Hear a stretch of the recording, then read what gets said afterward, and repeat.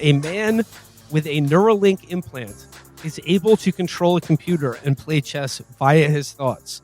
Elon Musk says of this, just the beginning. And I know on a previous episode, I'd been very skeptical of Neuralink and, its potential to change humanity. But I just got to say, congratulations to Musk. And more importantly, congratulations to Matt Christman on getting that microchip in his brain. He's playing chess like you wouldn't believe. He's moving a cursor around a computer screen. He's doing better than ever before. And it's thanks to the Neuralink and Elon Musk. Yeah, that was a huge chip. That was like a 6-inch chip. It was like the size of a motherboard. But unfortunately, Matt can only the chip is the size of like a 1970s computer. It's a Raspberry Pi. Yeah. So for the future of the show, we kind of have to be in disused military bases and things like that. But he's able to not just play chess, but get inside the chessboard in a Tron-like thing. It's very cool. He can't do anything else but play chess. It's his first video game. But he's amazing at chess. But until Matt masters the game of chess, we do of course have co-host Alex Nichols subbing in today. Alex, welcome back. Good to have you. What's up? But just so Matt's he's enjoying playing chess and moving a cursor around a computer screen with his mind. Who knows what else the Lawnmower Man will be capable of doing with the Neuralink implant? But just want to send his best. I know maybe some of you saw the photo he posted of the incredible zipper that he now has on his skull. But Matt is enjoying his new skull and his new implant. So just sending our love to him and his family right now. But I've got some other good news to start out this show. It's a little different from the parade of bad news, but here's a really exciting story from the weekend. Did y'all hear about Vladimir Putin opening the oldest vault to reveal images of biblical figures? They're black in every single one. Now, I've been waiting for them to do this. Israel won't do this. Israel and Palestine both won't do this. We know where the cave of the patriarchs is. We know where it is. We know where the hole is. I have recurring dreams where I get down into it and I discover that there's nothing in there. Jacob's not in there. Abraham's not in there. Isaac's not in there. Their wives aren't in there. Rachel isn't in there. Nothing's in there. Someone went down there like 50 years ago. They found they were all Japanese, actually. Strange. No one saw that coming. I've really had it with the vault doubters. They started out being there's no way that Vladimir Putin opened a vault. And now that everyone has seen video of him opening the vault, they're like, okay, but it's not the world's oldest vault. I feel like it's more like trad Russian Orthodox, Ruthin. Because why would that be up there? Why would that be in Moscow? That's like the ultimate fantasy for a Byzantium guy. Like all that stuff, all those artifacts, all those bodies, they made it up to Byzantium, they made it up to Constantinople. They came up with the guns and then they rushed them up the Volga to Moscow. And that's where all this stuff is. That's the real third Rome. That's where it all sits. But also they're black. I would guess that it would be in Ethiopia.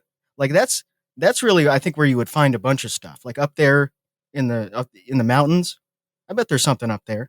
Who knows? But I feel like for a while, when I heard about this story, I kept having the phrase Vladimir Putin opens Russia's oldest vault. But no, apparently he opened the oldest vault. And that to me is the best part of this story. Because look, listener, maybe you didn't grow up with New York City public access channels to watch. But of course, since I did, I've known for quite some time that every character in the Bible is black. So maybe this will come as a shock to you if you weren't educated the way I was. But I like the idea that Vladimir Putin is controlling the oldest vault. And here's another thing for the vault doubters out there.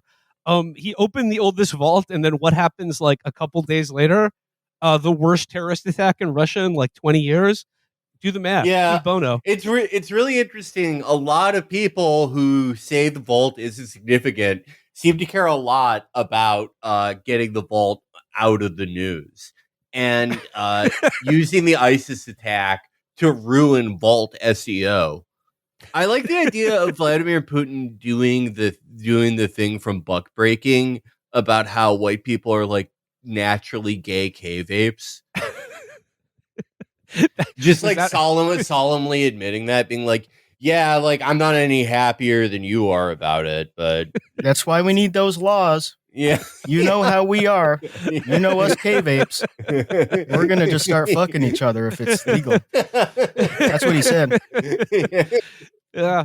It's like But yeah, Russia's version of Jimmy Carter's malaise speech, the gay K-vape speech. Well, Vladimir Putin will be appointing a new General Muck to lead his invasion of Ukraine. But yeah, I mean, the Russian terrorist attack. It's funny that ISIS guys just get caught alive now. I mean, talk about a degraded caliphate when they're sending in a guy with like a Prince Valiant with the Anton Chigurh haircut to just get arrested after shooting like 300 people. But they beat him up too. Yeah, They kicked the shit out of him. smacked him around a couple times and then let him go. Yeah. Which seems very uncharacteristic. Because there was also that video about them cutting the guy's ear off and then feeding it to him. Oh man, The Russian I didn't see soldiers. that one. Probably the first gore I saw was some Russian soldiers cutting a guy's head off while he was alive, and you can hear him screaming through the hole. Ugh. Yeah, I was 12. I love going on the computer. But anyway, they don't do that stuff anymore. That's the millennial versus Zoomer divide. The millennials are the last people to, have their first gore video be Russian soldiers, but Zoomers, it's all cartels. Yeah, we had to look for it. We had Yeah, to go searching for it. it wasn't just in the replies to everything. It's not now. It's in my for you tab on Twitter. I had to work to get a brain like this. Zoomers are just, they have it naturally.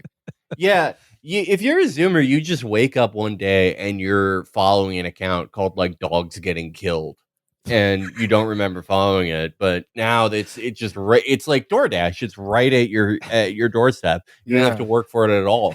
It was hard as fuck to get computer poisoning when you were using like Windows 98 second edition hand-me-down computers.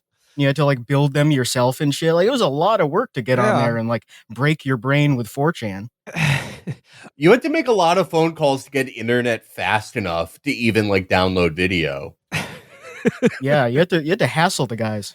I remember when I had to peruse the archives of rotten.com to see videos of dogs getting tortured. And now it's just on the US Department of Transportation website. Folks, it's Pete Buttigieg. He likes to torture animals. Allegedly. Here's another more good news from the world of podcasting.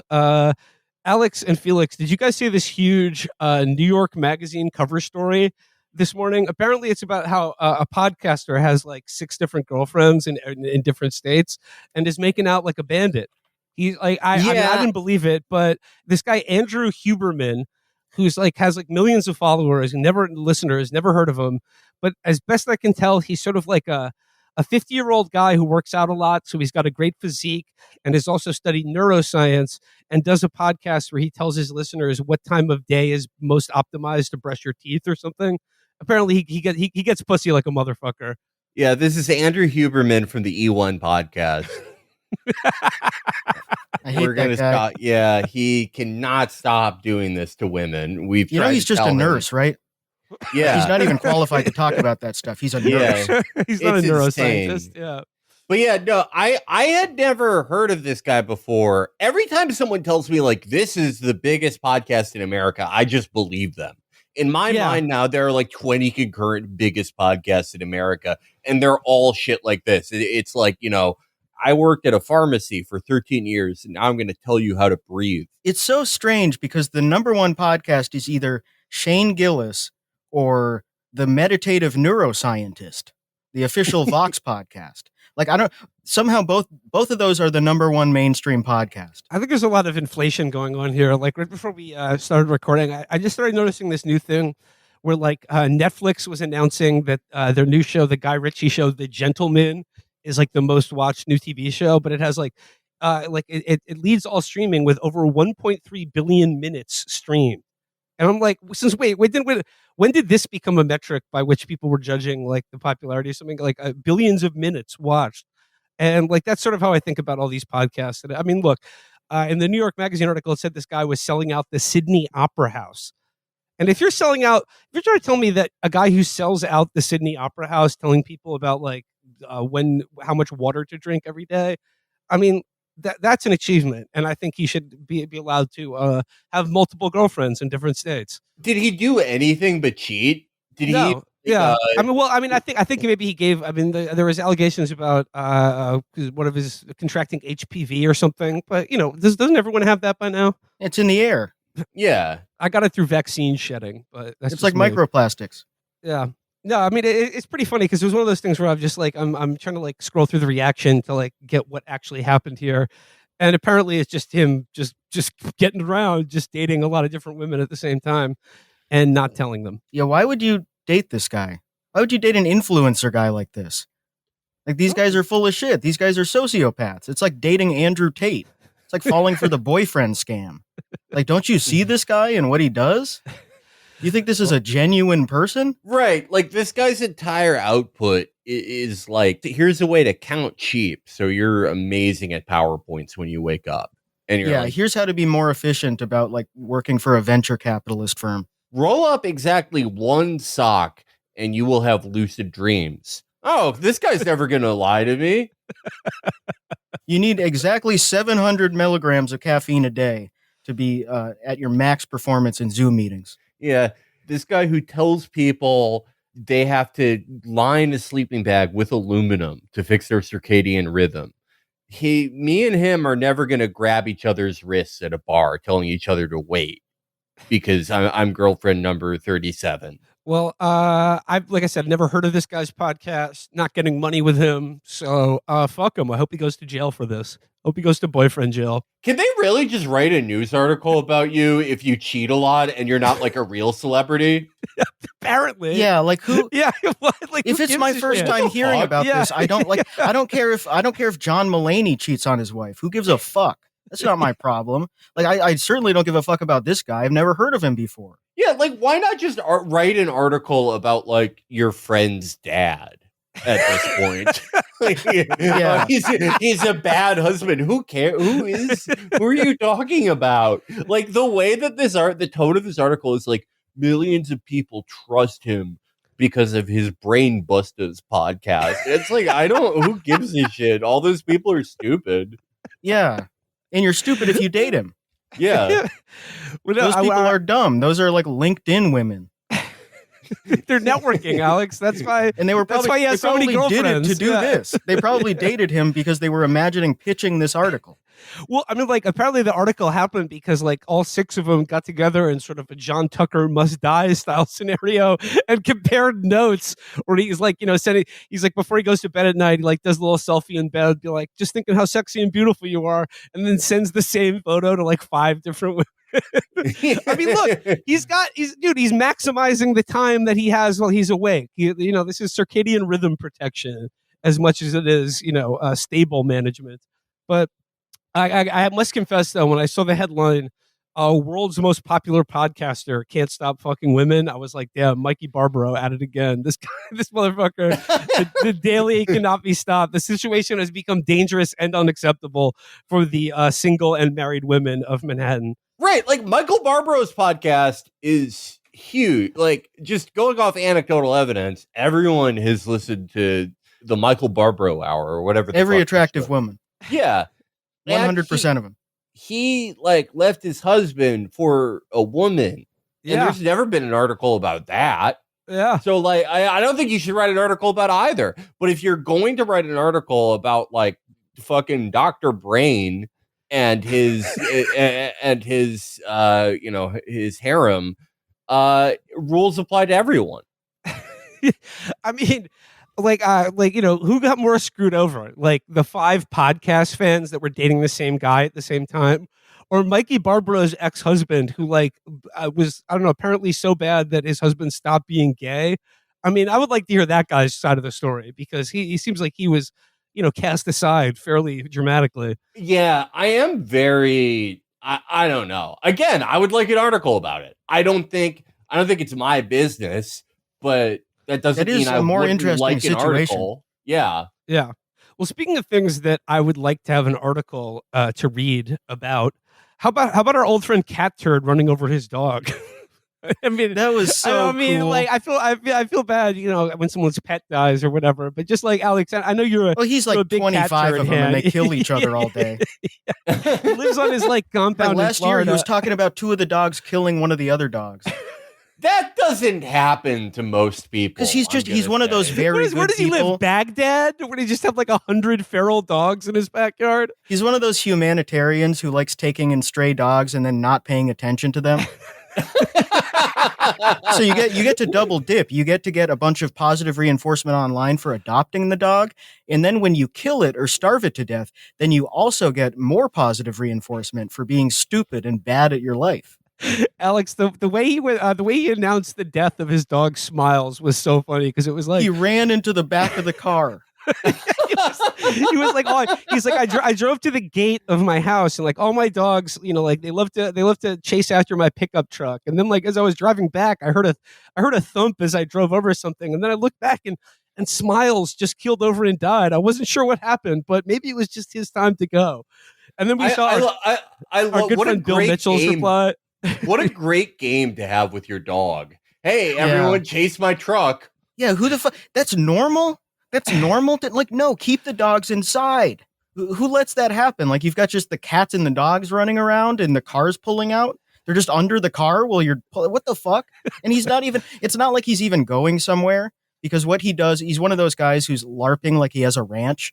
So he's just got like 2 acres in Florida where it's $70,000 for a place like that. And then he drives his truck around and says, oh, trees are still there. Mm-hmm. What? Septic tank's still there. Oh, wait. Bushes are still there. All right. Looks like all the shingles are still on the house.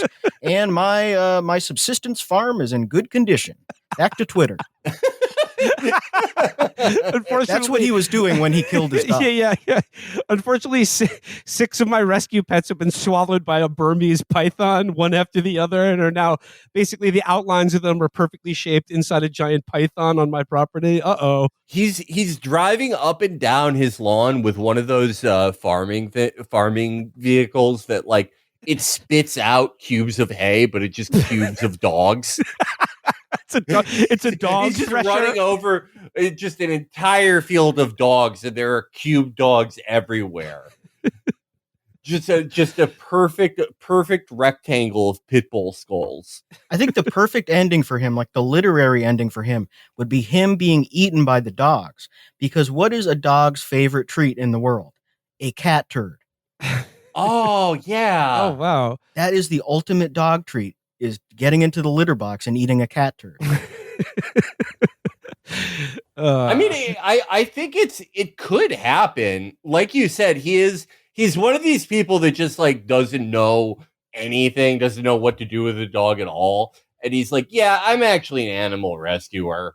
I actually foster these animals. And you go to their house and it is anarchy. It is all the worst smelling and most anxious animals in constant combat with each other. Like, they basically take the animals from the shelter and then make a shelter at their house. Yeah, it's noisier and dirtier and worse than the shelter. It's like and just as crowded. The episodes of Hoarders where they deal with animal hoarders are like that's the worst. That's the worst of humanity. Like, I mean, like when you find mummified cats in some lady's house, like, I mean, goddamn. I mean, Catturd really is. He's living on a pet cemetery. Let's see if any of them come back to haunt him. It's weird to see a conservative. I mean, in reality, a lot of conservatives do this. They do have a lot of like horribly behaved, fucked up animals. A lot of guys who their job in the military was to play Xbox. They're like, I need an emotional support dog for my PTSD, and it just happens to be a pit bull that only bites women. But it does feel sort of like 2017 Twitter anarchist, like a little bit. Like I need a GoFundMe for my dog rescue operation. I mean, and like another thing, like right-wing guys love is making fun of women who have pets and not children, and just sort of like the stereotype of like left-leaning people who are childless and they have like fur babies or whatever. But like Catturd is, I mean, I feel like there's a lot of pit bull moms on the right. I don't know if they have kids in addition to their fur babies, but there's a lot of anxious animal husbandry. Yeah, they don't call. Yeah. moving on from Catturd and his dogs, let's go to the UN. Big doings at the UN today. The United Nations Security Council voted for an immediate ceasefire in Gaza today, with the United States being the only member of the Security Council to abstain but not vote against, meaning the resolution is passed. The United States, what's her name? Linda Thomas Greenfield then basically said that, like, well, the resolution is non-binding. And I got a couple of things about this. One, Israel, unfortunately, officially canceled their spring break delegation to visit the United States, Myrtle Beach, to talk about the Rafah invasion. So they've canceled that because they feel stabbed in the back by the United States not vetoing this resolution. But then the United Birthright States in reverse. Yeah, yeah, exactly. They should get that going. Groups of them should come over here and have sex. That'd be great. Because like every Israeli, I mean, apparently like every Israeli teenager has to go to Myrtle Beach or Daytona or something like that. Just is that our loose. Israel? Just yeah. I feel like Florida. the southern Atlantic coast is sort of our Israel, like Palm Beach up to like Myrtle Beach. Well, I mean, that's our Levant. That's probably what they're going to make Gaza into when they're done with this shit. Yeah, it's going to be Palm Beach. Pretty bad. But like, so the spring break delegation has been canceled, which is, a huge blow to the United States and our prestige around the world. That, representatives of Netanyahu's government won't come and break bread with us here in this country.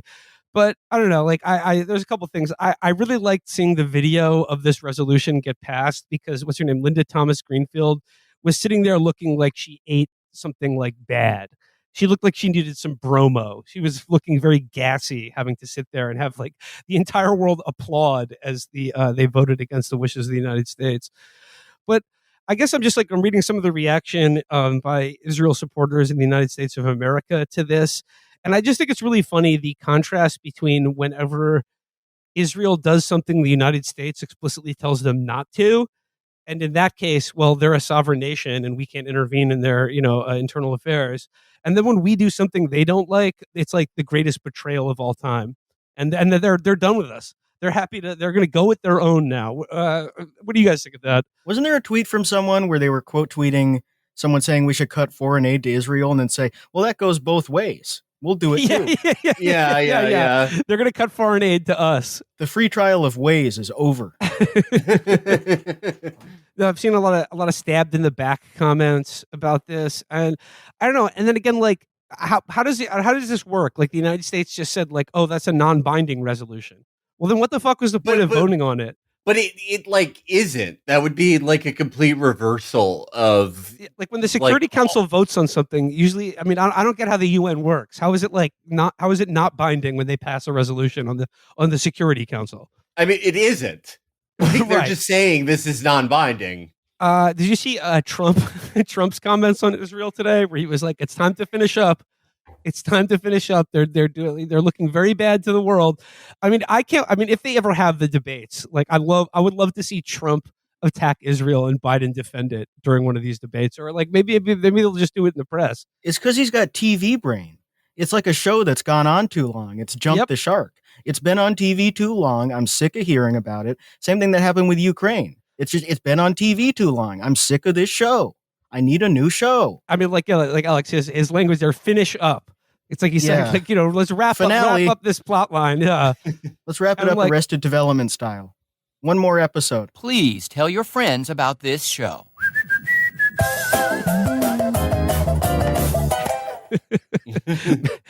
Maybe a movie released directly to streaming, and Yeah, let's come back in 5 years with another Intifada. It's not as good. But it is going to be amusing to see. I mean, look, and Trump doesn't mean this he'd be fine if they finished it up by dropping a nuclear bomb on Gaza, but he's just like, I mean, it's funny to hear him say how badly Israel is damaging its, standing in the world, and then having the Democrats basically just have to defend them on that, or just beg Netanyahu for a ceasefire, which, by the way, after this UN vote, I guarantee you that they're going to destroy everything in Rafah at this point. Like they do not like having their knuckles wrapped on the world stage. And every time that they get their knuckles wrapped and nothing happens, it just teaches them that they can go one step further, which I imagine they will do this time. I am kind of curious about the outcome of this because I think the response to like a UN thing in general is either nothing or act worse. But historically, the only thing that has ever made them like come to heel is the few times in the last 50 years when the US has taken a hard line with them, which unfortunately only came under Reagan and then HW. But I mean, I don't know if that's how they'll read it because the signals from Biden are just so they're all over the place. I can't imagine what he's telling them in private.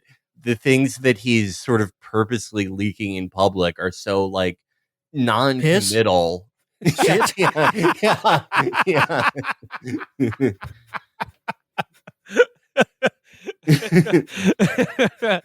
Yeah, leaks from the State Department. I guess moving on, just like one more note on Israel. It's the holiday of Purim right now, and I gotta say, how much blackface is too much for one nation?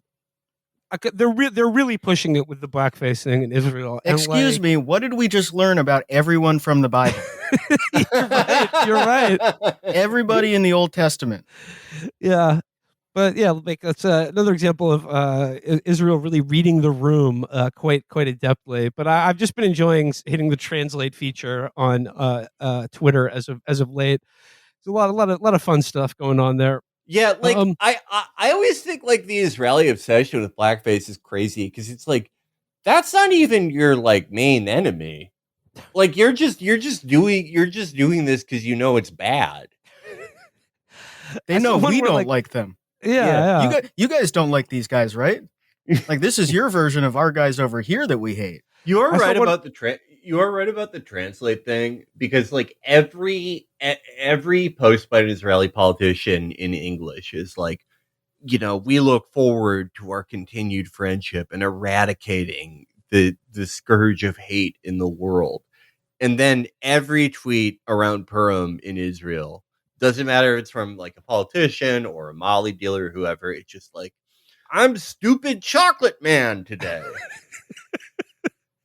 I'd like, and then when this catches on outside, like, you know, Hebrew language speakers, the replies are really funny because like it's Israelis being like, I don't get what's racist about this. They're paying tribute to African culture, and it's like teenagers with shoe polish on their face and bones through their noses. Yeah, I saw a great one that was like, great. Another Israeli Purim blackface costume has gone viral, and this is really gonna make people anti-Semitic. Just our luck. Yeah. I do like the Book of Esther a lot, but I'm not sure how it really supports what they're doing right now. Same thing with the story of the Maccabees. Like it's about this oppressed ethnic group fighting against the hegemon, against like the global empire, the Achaemenid Empire or the Roman Empire, the Hellenists, the people who they took over. They had more power, more population, they had more weapons, they had more organization, and this scrappy little group of Jews over in Persia did a bunch of terrorism and just massacred a bunch of civilians, and it was cool. Did they take That's what the story is. Yeah. It's also the first mention of like a coherent afterlife that involves human consciousness, because there needed to be, if you're going to sacrifice yourself, there should be like a reward in the afterlife. Also, it says in the Book of Esther that they were listening to David Guetta, the people that they killed, so it was okay. Wait, Felix, what is if you sacrifice yourself nobly in battle, like the Maccabees did for Israel, for the Jewish people, what is like the good version? What is the Jewish afterlife if like as a reward? Your relatives aren't there. Like what's the payoff here? They don't really like get very specific with it. That's the thing. Like, you know, religions developed later. They have an advantage in just having a more articulated heaven and hell. But all I remember from the description of it in Maccabees is like, it's nice. It's a good neighborhood. There's a good tax base. The schools are good. Yeah, and your relatives you can have your door unlocked. You don't have to talk to anyone. You don't have any skin on your penis. Not only do the Greeks not make you put your foreskin back on, the whole thing has no skin. That's what heaven is like. Just a sausage out of its case. Yeah, it's like I don't even think anyone could imagine a good time back then. It was grim. I mean, we've talked about it before, but the happiest days in the Old Testament, the times when David was kicking everyone's ass, they celebrated. They turned up by like handing out raisins to everyone. Oh God, that's like That's how like shitty it was. It's like the health nothing was conscious ever family good. on Halloween. Yeah, yeah. No, it's like the Jewish version of heaven. That like when you're wandering the desert for 40 years, they're like, okay, I know this seems bad, but if you do everything right, there's more of this after you're dead. Yeah. There's desert with a couple plants on it. And God is still really pissed at you. God is still mad at you all the time. Yeah, There's this big lake on it, but it's salt. I know It's all salt. I know it's figurative, but like that's why I always thought like the land of milk and honey was stupid, because it's like those aren't like rare things. You could get those. You could go to the store. You can get both those things. Well, I don't know. You don't have to ask your mom to have either milk or honey. Yeah, like myrrh and frankincense and gold. Those are rare even today. Yeah. Like you would have to go on Amazon or something to get myrrh. And gold you have to get from Idris Elba. Yeah. Speaking of which, here's someone who will not be making it into the land of milk and honey and will not be with Hashem when she dies, and that's Candace Owens, who has finally got around to being fired from the Daily Wire for hating Jews. And I just got to say, I give the Daily Wire a lot of credit for hiring her in the first place. It rocks. And I'm a fan of hers now. It says here, a prominent right-wing commentator, Candace Owens, has left the Daily Wire, the website founded by conservative commentator Ben Shapiro, after months of promoting anti-Semitic ideas. In a statement posted to social media Friday morning, Daily Wire CEO Jeremy Boring said the company and the pundit have ended their relationship. It says, in a Thursday appearance on the Breakfast Club radio show, Owens acknowledged her strained relationship with Shapiro, but claimed that Ben doesn't have the power to fire me. Meanwhile, Owens began to use her Daily Wire platform to promote anti-Semitism, claiming this month on her show that secret Jewish gangs terrorized Hollywood, and recently favorited a tweet repeating a lie about Jews drinking Christians' blood. And I just love the idea about Jewish gangs terrorizing Hollywood. It's like, Noah Baumbach is doing like O-Block shit to Ben Stiller. It's so weird to see anti-Semitism, like the black form of anti-Semitism, for a white audience. Yeah. I don't know how it's really supposed to work, because when it's like the black Israelite type of shit, that's for a black audience. But when it's for a white nationalist audience, you're basically saying all the stuff you don't like about black people is Jews' fault. And I just don't know if that's going to work. Because I saw a thread the other day where that CCG Brandon guy, it was actually Melanie Mack getting yelled at for promoting that CCG Brandon guy. And it was someone saying, like, why are you promoting this ghetto thug and his jungle ghetto music and all this garbage? And it's like, that's the audience. Like, no matter how respectful or whatever you want to be, like, that's the reaction you're going to get. It's a real, with the Daily Wire and Candace Owens, though, it's a real like Scorpion and the Frog situation, because it's like they hired her because they wanted a non-white person to say bigoted, racist things. But, you're halfway across the river, Israel starts killing a shitload of people. Eventually, you're going to get stung by the bigotry that cuts your way if you're Ben Shapiro. An uneasy alliance between them from the beginning, needless to say. But best of luck to both of them. It's like awkward in general to try to do anti-Semitism in America. Like doing it in Europe, where they have like a tradition. There's like there's a cultural tradition and memory of it. Yeah, that makes sense. You can do that there. Americans, like, they almost like don't know enough to be anti-Semitic. There's too much lore. It's like trying to get like a 60-year-old to get really mad about something that happened in Sonic. Yeah, it's you kind of telling me about the Dreyfus affair or something, like, or Yeah. To truly understand it, then you end up just becoming Jewish, I think. Like if you Yeah. learn all of the stuff, Yeah. you're reading all of the Torah, you're learning all about like post-structuralist feminism and academia and going back to like Maimonides and all this shit. You're kind of just like, how are you any different than the person you're making fun of? Moving on, some news about Donald Trump. Today, an appeals court ruled that he only has to pay a $175 million bond. He has 10 days to pay that, knocking that down from $464 million in a ruling against him by the state of New York in one of the various trials that he's embroiled in right now. But I want to think about this because of an amazing new thing that's going on. Where basically, like, Trump has so thoroughly taken over the Republican Party that he's now gotten the RNC to directly fund his legal bills. Trump's invite, this is from the Associated Press, Trump's invite to major donors prioritizes the committee paying his legal bills over the RNC. So he has changed the entire Republican National Committee into basically a GoFundMe so that he can make bail.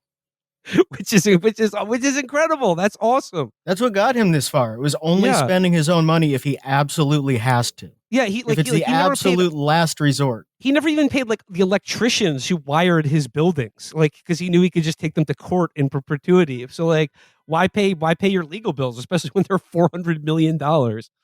And then I just think it's funny that also like at the same time, did you see NBC News hired the former chair of the RNC, was Rona McDaniel, because she was replaced with Trump's daughter-in-law.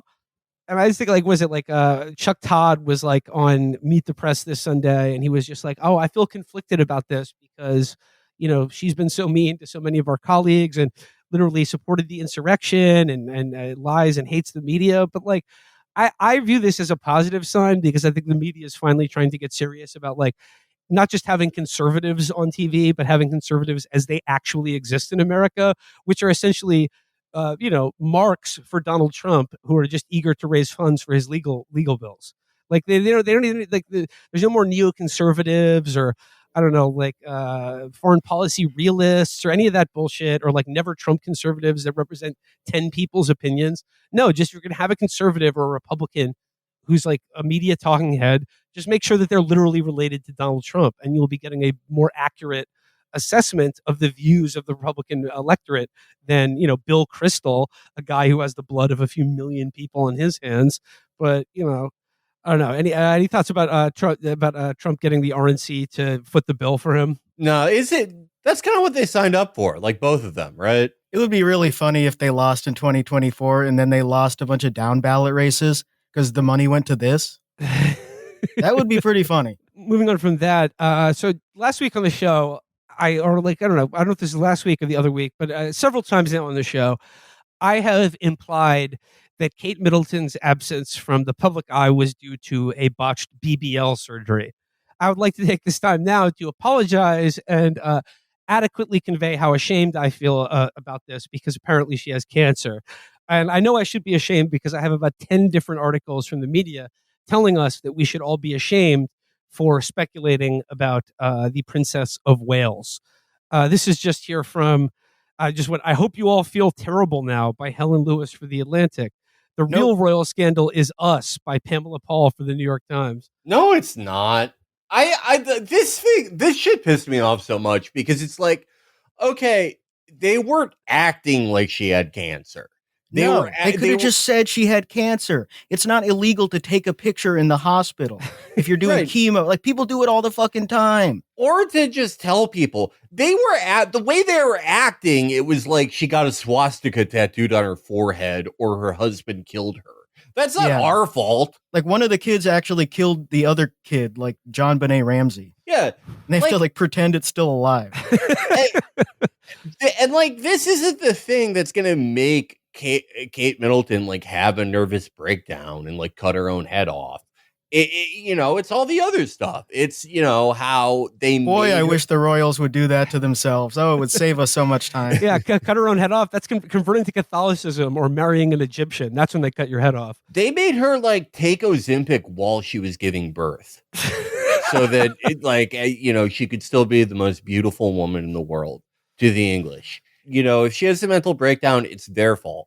It's not everyone else's for reacting rationally to this. And one more article here. This is by Jessica Bennett for the New York Times. The internet should feel shame over Kate Middleton. And then it says here, it's all good and fun until conspiracy theories begin to contaminate conversations about elections, healthcare, and climate, until they affect our perception of what's truth, until we realize just how profitable trading in them can become, until a part of us starts to believe them. It's not just journalism or social media that's the problem. It's that our brains are being hijacked. This is our entertainment now. It's how we find meaning.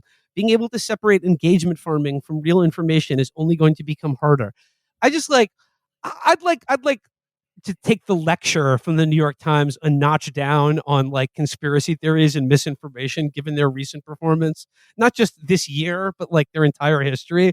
And it's just like, who do we extend this fucking like this empathy parade for? Like some rich woman who has cancer? Like I'm sorry for her family or whatever, but like this is not the worst thing that's happening in the world. And I'm sorry, like speculating over or having some fun at the expense of the royal family is not why this country doesn't have health care, and it's not why global warming is happening. And I just hate it when like a journalist writes an article that's like lying is bad. Thanks for the fucking scoop there, Brenda Starr. Oh, here's my invective against misinformation. Holy shit, you're the first one. Oh, now that we know what's true and what's not, and someone else figured it out for me, now I'm going to be smug about how I always knew what was true, and you guys were all stupid for falling for it. I would rather like read an article, like a journalist writing about how bad they think misinformation is like if you hired like a general contractor to like write an article a self-congratulatory article every day. That's like, I don't put old clothes in my septic tank. That's bad to do. Okay. Here's why you shouldn't flush socks down the toilet. Yeah. Also, it's so insane to act like the world needs to change and the world needs to like stop coming up with conspiracy theories about this misinformation that we're putting out. Like you have a responsibility. If you're a PR person for the royal fucking family, you have a responsibility to observe reality as it exists and then give people the information that will stop that speculation. Because that's literally your job. Like, when the royal family puts out some bizarre photoshopped image to just be like, everything's fine, and then everyone notices that and has some fun about it, I don't think it's like a shameful thing to be like, oh, she has cancer, how horrible of us. Our brains have been hijacked and hoodwinked by the disinformation machine that is the internet. It's like fucking Buckingham Palace was the one doing misinformation here by pretending that this lady was like, she's just tired, it's fine. Also, why do we have to worship these people who are all sick and unhealthy? Like the king has cancer. They should be listening to Andrew Huberman. Like Biden has dementia. Yeah. Trump probably has dementia. It's like and at syphilis. Some point, can we get some healthy, strong people who are leading us? Would that be too much to ask? Like, do we have to elevate the sickest, weakest people in society to the top and then be like, no, we have to let them tell us what to do. We have to, because they're so sick. But ice cream is the only food that doesn't have histamines. Biden has to keep eating it or else he'll die. When a Chinese emperor would like break his leg or something, they would melt him. Because they were like, okay, it's done. He's like lost the mandate of heaven. And they were right. They invented, gasoline as fuel 5,000 years ago. They were doing things right. We're doing everything wrong. Like Kate Middleton she's not going to kill herself because people were mean about this. Her life is already misery. Her parents only had her so she could get married to a guy who looks like a sort of like palette swapped Lamar Odom. What a waste. What a waste to have that be your way to move up in society. In the 2020s, to move from the gentry to the royal family. Is that going to exist in 30 years? Is it like once Charles dies, are people going to let this still happen? If we're going through like a year of 4 emperors with the British royal family, and then it's going to end up with like a 3-year-old child king. How is that going to exist? Like there's no way that exists by 2050. There's decent odds for like there being a monarch who made her name on the USA Network. I think you just got to call it at this point. Like, we're Yeah. done. No more of this. Yeah, what's the point? We can't even see him or hear from him. They're too sick to do anything. None of them will come out in public. You can't take pictures of them. Okay, what are we paying them to do then? It's some guy in a house. That's their only thing. Their only thing. Like, all they do. Oh, You wave to people. That's your job. Yeah, we're opening a Tesco in this town. Will you come and cut the ribbon? Oh, I started a charity where I teach veterans who lost their arms how to do double sticks. Okay, I'll cut the ribbon there. If you can't do that, okay, well, you know what? You're not a very good royal. Time to work at Tesco then. Yeah. They're hiring. It's like, oh, can King Charles come out, just like outside the gates of Buckingham Palace, like knocking dirt off your cap, just sort of, like twisting your foot in the gravel. Can he come out and wave to us, please? Can Kate Middleton not be dead? Can Kate Middleton not be a hologram, please? We want our royal family. But yeah, it's just I just like the fact that there's 5 different fucking articles telling everyone how ashamed they should be for laughing at this. It's just like there are real problems in the world. Grow up. Yeah, I don't care. Yeah, yeah. I mean, care. I guess it's it's great sad healthcare. to have that much fucking cancer in one family. Was Buckingham Palace built over like a uranium mine or something? Yeah, it's hard not to conclude that this is like an explicitly dysgenic thing. That we're trying to medically create the worst like genetic people we can. They just have only bad genes and only health problems, and then we elevate them. It's very strange. Like when the Spanish did that, the line died out. Think about being Kate Middleton and William's kids.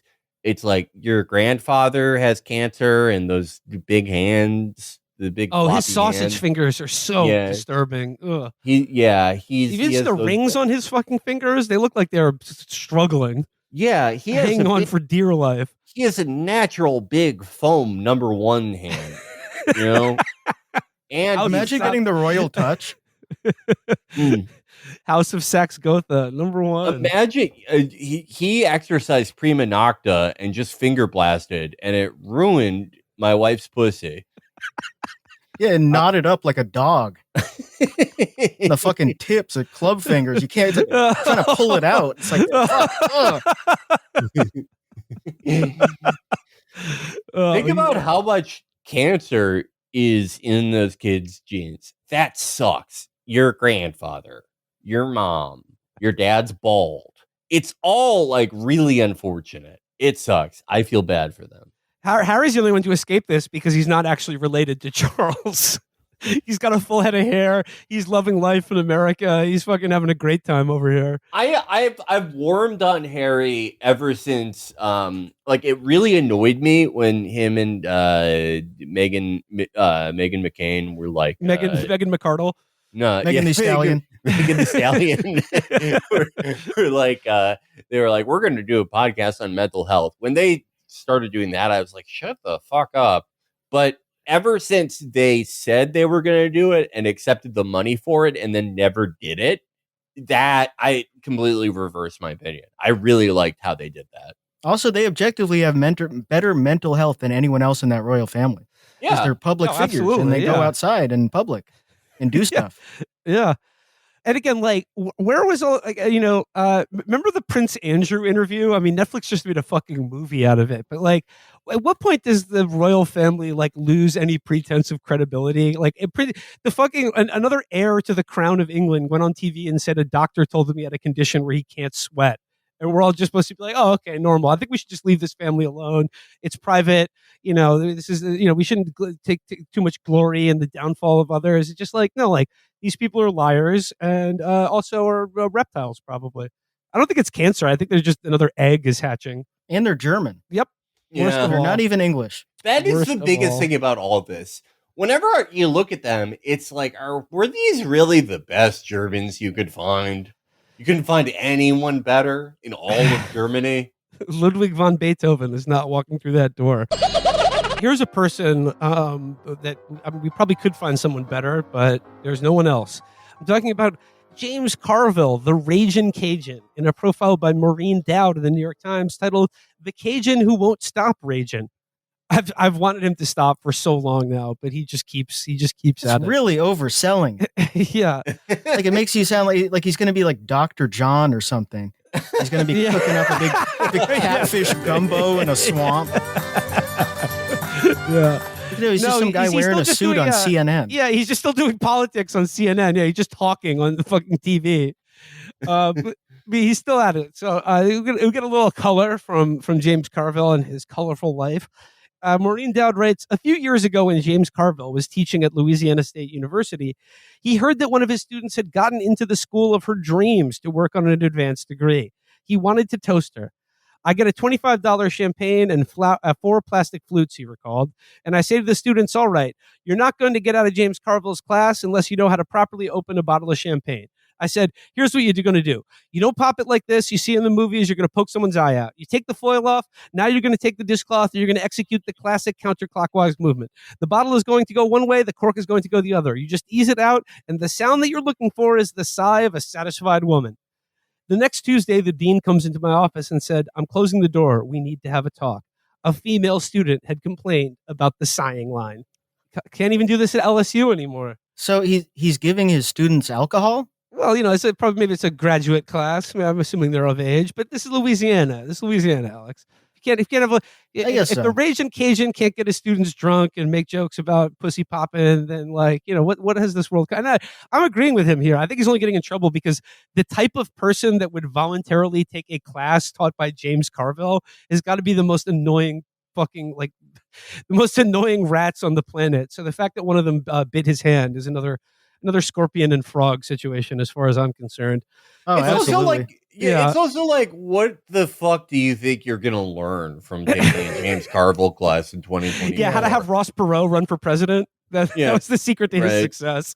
He's just like, you have to triangulate on issues. Okay, you're the only guy that could tell me this. You have to be a real dope to sign up for that class. But he says here. He said the dean said a female student had complained about the sighing line. He wanted to mutter to the dean. Her boyfriend never heard that sound, but he simply said, okay, I'll endeavor to do better. I love this, Maureen Dowd is giving him an opportunity to actually do the George Costanza thing where it's like the jerk star called and they're out of you.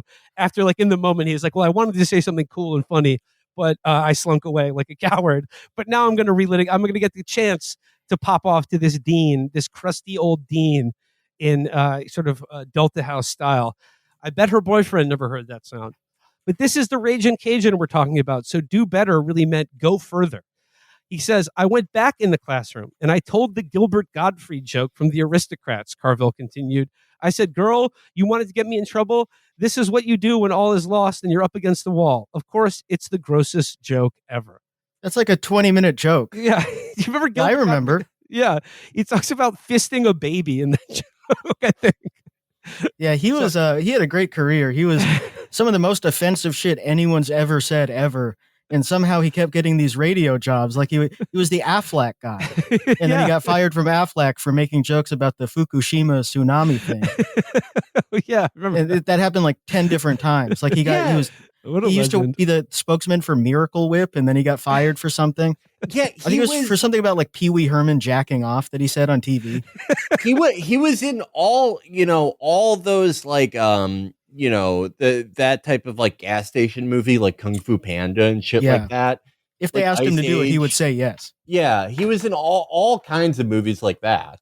Yeah, the parrot from Aladdin, and then also you just said so many things that I could not repeat here.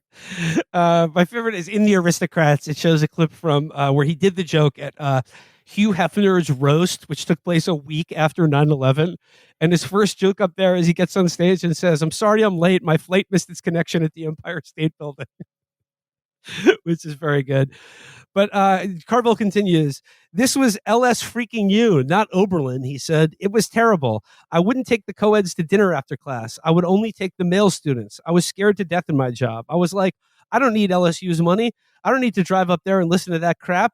I just said, that's it. I'm done. This is not for me.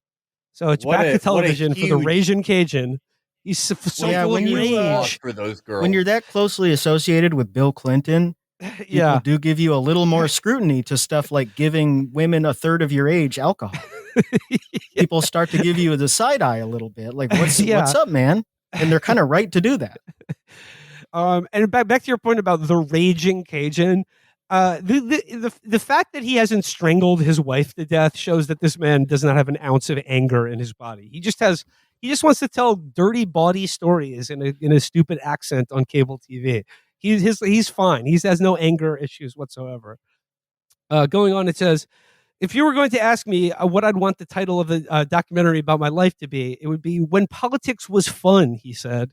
There was actually a time when people loved doing this. People would go out, they'd drink, they'd talk to everybody, they'd leak stories. Generally, when it was over, you'd go sit with the other side and have drinks together. you'd go sit with the niece of the other side, who's a 17-year-old girl, and you'd have drinks with her and gossip. So it's all and just leak drinking? stories. Yeah, it's just being drunk. That's when It's a politics memoir is of fun. just alcoholic, a life.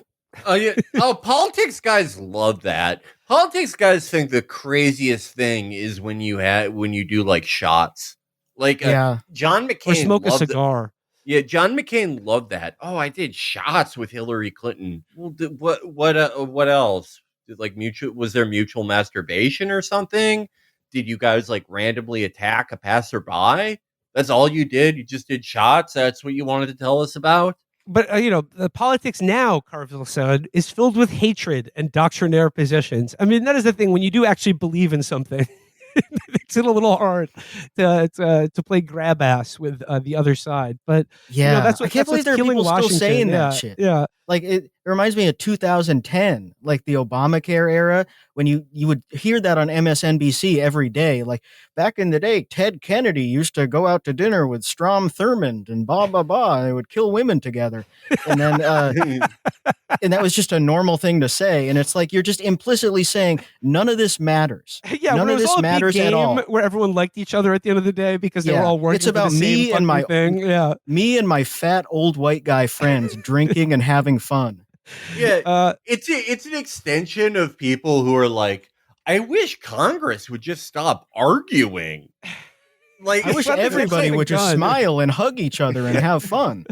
like they should stop arguing. Not that there are people who like believe different things. Like it should be a practical one party state like Japan. So it says here, Hubert Humphrey used to describe himself as the happy warrior. He said, if somebody said, I'm a happy guy right now, they'd go, what's wrong with that guy? Don't you realize there's evil in the world? There are a lot of good people on the left that would rather lose and be pure because it makes them feel good. It makes them feel superior, Carville said. And Hubert that, he said- Humphrey lost. you dumb Hubert fuck. Humphrey Yeah. lost. Yeah. Fucking idiot. Because, Don't be a loser. Be like Hubert Humphrey. so What? wait, the guy who cried more than anyone? Yeah, the guy who was like LBJ, but he didn't get stuff done. And he was like, people didn't respect him as much. But no, the kicker here is he says that there's a lot of people on the left that would rather lose and be pure because it makes them feel good. It makes them feel superior, Carville said. And that, he said, is how you end up with Dobbs. No, your fucking wife is how we end up with Dobbs, James Carville. Like, I mean, all the people you've been having fun sharing gossip and drinks with have been working to criminalize abortion for the last 40 or 50 years. And your inability to do anything about them because you like them personally is the reason we have Dobbs. Not that like people are angry about, but see the people today now they're so angry about abortion being criminalized. But you see, that's how you got Dobbs. Is that people were angry about this, or like they would rather be pure than I don't know. Isn't that the most popular issue the Democrats have? Yeah. Yes. And yes. It's That's like the only taking a issue hard they line have. on that? Yeah. Like what? Yeah. Isn't that this guy's a political strategist? Yeah, well, listen to some He's more like, of his. Democrats should compromise on abortion right now. That's his argument. He's saying that like there are people who feel they want to be pure, so they don't make compromises. So that's how you end up with things like Dobbs. And it's like it seems like the Republicans are the ones that are only pure and never compromise. And it seems like they get everything, or it seems like they do a lot better about achieving the things that they'd like to accomplish, like criminalizing abortion. He says here he thinks Donald Trump's voters see him as akin to King Cyrus or King David in the Bible, a flawed messenger. So it's best to use a biblical narrative about betrayal. We're going to get into some 4D chess Machiavelli shit here. If you say, you dumb son of a bitch, how are you going to ever think of this fat, slimy, rapist, criminal, racist should be president? They're going to recoil, he said. I think Democrats should say, look, you believed in him. You felt like you weren't being seen. You were being culturally excluded, but he betrayed you. You thought he was going to be for you and helping you, but he was really for TikTok and tax cuts for the rich. This is the winning. That's his message. His message to be Trump is Trump likes TikTok. What the fuck are you talking about? I'm sorry, that's right. That is the correct position to have on TikTok that Trump has, because he says if we ban TikTok, it's just going to benefit Facebook. Yeah, which is true, and all the liberals are just on board with that. That's like a normal thing for all these respectable liberals who are just like tut scolding everybody for being on their phones and stuff. Like, oh, we should just ban TikTok. Don't you want to ban TikTok? And that's just fucking insanity. That's insanity to the average person. Like, you're just going to ban an app? Oh, yeah, an app that's popular and where a lot of people get their information from. So, like, you know, and especially when you're saying like, oh, it's because of disinformation and that's why we have to ban it. Like, that makes whatever disinformation is on TikTok seem far more credible to people that you're like worried about being misinformed or something. But I want to talk about like the second part of his thing, where he says you thought he was going to be helping you, but he was really for TikTok and tax cuts to the rich. Now, I agree that like the Trump tax cuts are probably these, like next to Dobbs, probably the most consequential piece of domestic policy from the Trump administration. Well, Dobbs happened under Biden, whatever. Yeah, it's the most consequential piece of domestic policy under the Trump administration, and I think the Democrats should do a way better job about like making tax cuts. And, you know, like when you say people hate corporations getting tax cuts, but here's the problem: to the Trump voters or the people that Carville is trying to speak to, the issue of tax cuts for the rich is never salient and can never be sort of grafted onto a populist culture war kind of message, because they all think that A, they are rich themselves, or B, are going to be rich one day. So that when you say Trump cut taxes and it didn't help you, I don't think like the people who he's talking about think that way. So his solution to Biden is to run on banning the app that everyone likes, forget about abortion, and focus on the economy. It's the economy, stupid. Biden's top issue, the economy. We get some more like delightful Cajun color here. It says here, he offered a bawdy metaphor about President Biden's shaky approval ratings. When I look at these polling numbers, it's like walking in on your grandma naked. You can't get the image out of your mind. And what I don't get about that is like when you're looking at polling numbers, that's not really an image. It's in your mind. It's just like numbers on a piece of paper. It's like seeing my grandmother's pussy. I can't get it out of my mind. Yeah, one might say that numbers are one of the things that are definitely not images. Yeah, I guess. Yeah. I don't think he's lying. I think he did see his grandma's pussy. And it does stay in his mind forever because it's coming to mind for stuff that's completely unrelated. It's just an intrusive thought he's had for 70 years. He's got like a briefcase filled with polling numbers and then just Polaroids of old ladies. He's like, oh, wait, I got my papers misaligned. He also says he told CNN's Dana Bash that Biden, quote, is like a mosquito in a nudist colony. It's hard to pick a target, but you got to pick one and go after it. He ought to tell Bibi Netanyahu to shut his stupid pie hole, Carville added. He's got to understand how much money the United States has sent to Israel during his prime ministership. See, finally, he's talking facts. He's talking sense here. But you got to pick one hole and stick with it. This is what I've always said. And he should stick it in Bibi Netanyahu's pie hole. That's what I agree, and I think that would help him in the polls. But then lately, he has been obsessed with Biden bleeding black male voters. A suspicion of mine is that there are too many preachy females dominating the culture of his party. Don't drink beer. Don't watch football. Don't eat hamburgers. This is not good for you. The message is too feminine. Everything you're doing is destroying the planet. Joe Biden is the opposite of that. That's the entire thing we're doing here. It's the cool guy with the Mustang who talks about the 70s and how we used to be macho and cool and he loves barbecues. That we're already doing that. Like we don't have Elizabeth Warren as president. Yeah. They got Obama involved specifically so we could do this. Like that was the entire point.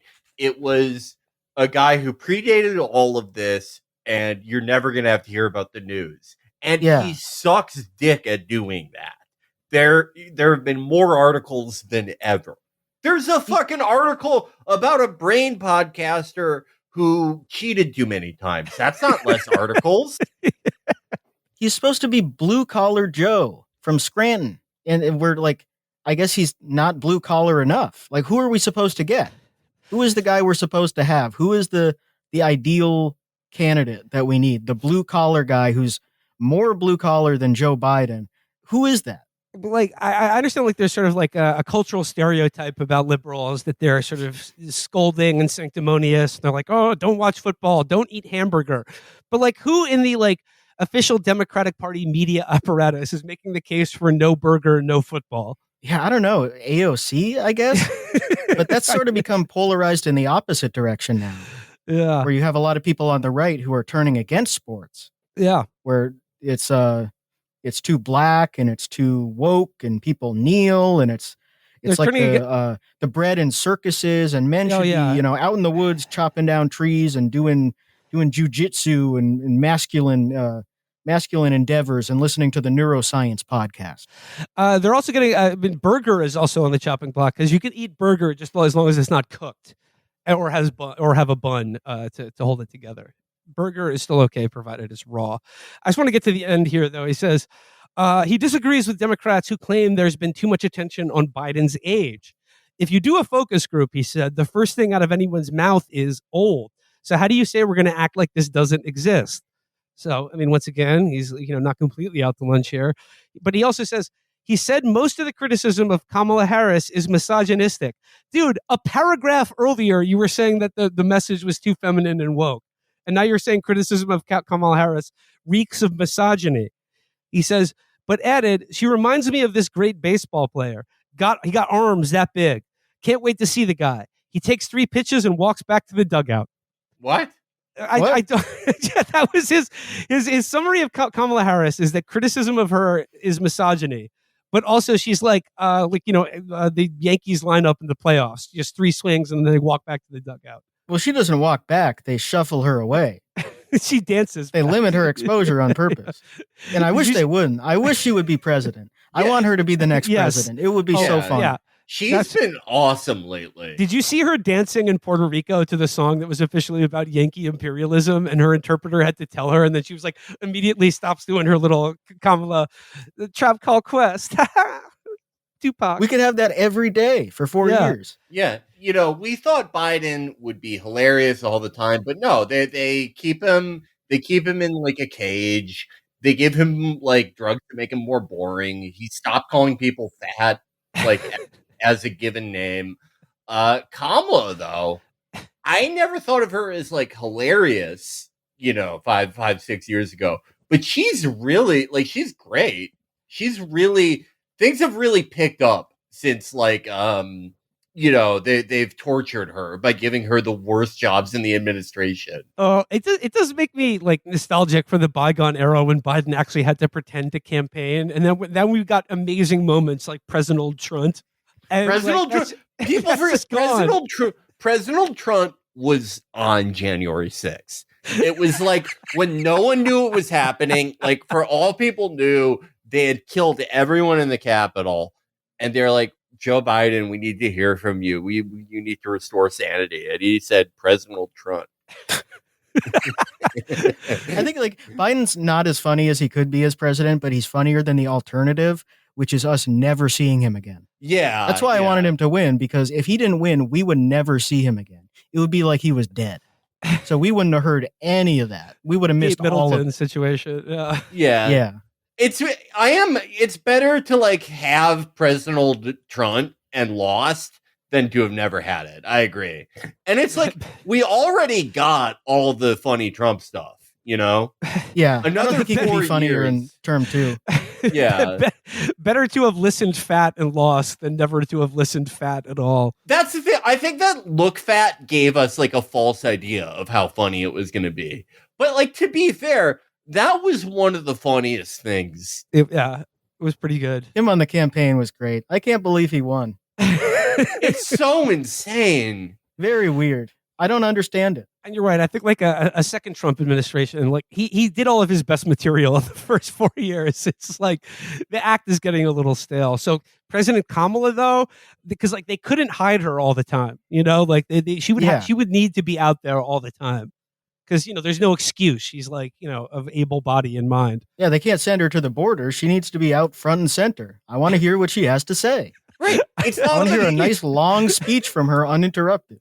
What's great about her is like it's not a physiological problem. They can tamper with drugs and stuff. She just genuinely is one of the weirdest people alive. There's nothing they could do. If Biden wants to win, he should promise that he'll die day one.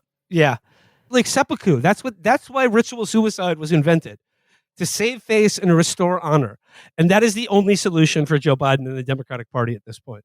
And like Hunter could be his second to perform the killing blow that beheads him. No, one of those dogs. Oh yeah, He puts the sword in, and then one of the dogs, commander, comes up and just bites into his jugular. He just bites his throat out. Yeah, That's a great idea. That's the way to go. I do like the idea of him and Hunter doing like a sort of geriatric and middle-aged lone wolf and cub. He's pushing him around in a shopping cart. Yeah, where wandering the countryside, firing out his sword. Is 52 years old. Oh my god, that would be awesome. We should get to see him if Biden wins. That should be the reward, that we get to see Hunter all the time. Yeah, we never get any Hunter. Like this has really been a fucking letdown. There have been some funny moments. I mean, the whole impeachment thing just was such a fucking dud. They had nothing going there. I saw a story the other day about some sort of like Trump-aligned pastor that is handing out like USB thumb drives to all of his parishioners that just contain the contents of Hunter Biden's laptop, and he's referring to it as the laptop from hell. I just love that. It's like the oldest vault in the world, the laptop from hell. And I'm just wondering, like, the laptop from hell. Like, if you were to think about like content that's on a hard drive, it's like unspeakable. I would not just think of like some like invoices from Ukrainian gas crimes and then just like getting your dick sucked and doing cocaine. Yeah, just videos of him like lip syncing to The Weeknd and Yeah. like He's just partying and having fun. Up. That's the real me. Yeah, that's what all the Hunter Biden laptop stuff is like. It's really fun. It is funny to see like a 51-year-old who has kids being like, "Suck MCs can't go against me." He's listening to like Grandmaster Flash. It's really cool. I always thought it was weird how like no one got on Joe for like not acknowledging like 50 of Hunter's 3,000 illegitimate kids. It's like those are your grandkids. Yeah, Those should be the heirs. Yeah. We don't really have an heir. we Yeah. have, No one ever really gets on his ass over that. we should have like a war in this country fought over Hunter Biden's legally recognized and natural born sons. Who gets the Rehoboth Beach House? And there'll be a war fought in Delaware over this. Oh, it'd be like the Ottomans when the Sultan dies. Yes. It could be called. Hold on. Hunter might like getting strangled with a silk scarf a little too much. It could be called the Crackfire Rebellion. Ooh. Listeners of the show will know the Blackfire Rebellion from Game of Thrones. That was a war fought over the bastards of the Targaryens, I think. All right. I think that does it for today's episode. Do we have any plugs or business to attend to at the end of the episode? We haven't mentioned it in a bit, but the whole crew is going to be at Jacques' Show Pig show in LA in Lodge Room next week. But I think that's the only thing April 4th, on the Lodge Room. On the horizon right now. And also, we're going to have a very fun, very special episode on Thursday. So stay tuned. Well, actually, so it's like slight problem with that. I am traveling on Thursday. I just realized that. So can we push that episode to Friday? Okay. We will have the next episode should be a fun special episode whenever it comes out. Sorry about that.